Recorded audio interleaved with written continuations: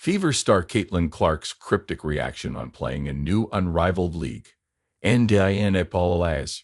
Following practices ramping up in the last week of July, it's finally game week for the Indiana Fever. 11 of the team's players are back in town, the lone exemption being Australian medal winner Kristy Wallace, who is traveling back from the recent Paris Olympics. Simultaneous with the 2024 Games, Unrivaled Basketball has slowly continued to announce its 30-player field, including Derica Hamby as the latest.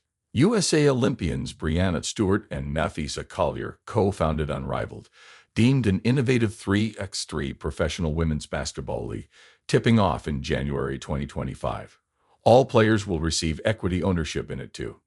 It'll run for 8 weeks, and therefore won't bleed into the 2025 WNBA regular season. Collier hinted on August 9 that there will be at least 4 rookies. So far, only Chicago Sky forward Angel Reese has been announced.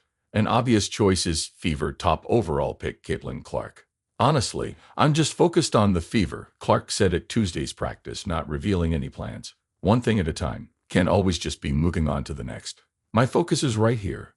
Will Fever's Caitlin Clark join Unrivaled? Unrivaled's website says the league is setting the record for average salaries in women's sports. Aside from all original 30 players receiving equity as mentioned, Yahoo Sports reported that the league has many high-profile investors, and Collier said Unrivaled has targeted any great player in the WNBA one can think of. To give an idea, player salaries will also be minimum 6 figures. The Athletics' Shams Charania posted on X that the league cap is at minimum $7.5 million, meaning an average of $250,000. The winner of the league's 1v1 tournament will receive minimum of $250,000, Collier also leaked. Strictly speaking financials, Clark has numerous endorsement deals. The deal she signed with Nike was reportedly worth in the millions also, via the Associated Press. That yet doesn't answer the question of what the Fever star will do. Clark's popularity in the WNBA could mean it's logical to ask for more money, and that, of course, would have to be accepted. She has been an incredible beam to unprecedented growth in viewership in the WNBA. That could be identically valuable for Unrivaled, which will likely look to steady progress and sustainability. Angel Reese's reasoning for joining Unrivaled. Perhaps this is what the decision could rest on. Reese said in the first week of August that she never planned to go overseas, per Julia Poe.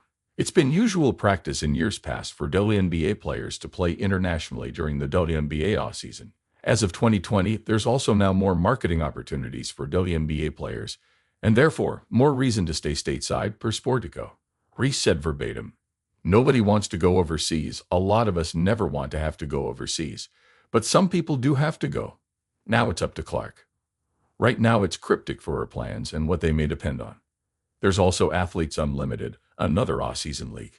Average salaries in Athletes Unlimited is astronomically lower than Unrivaled.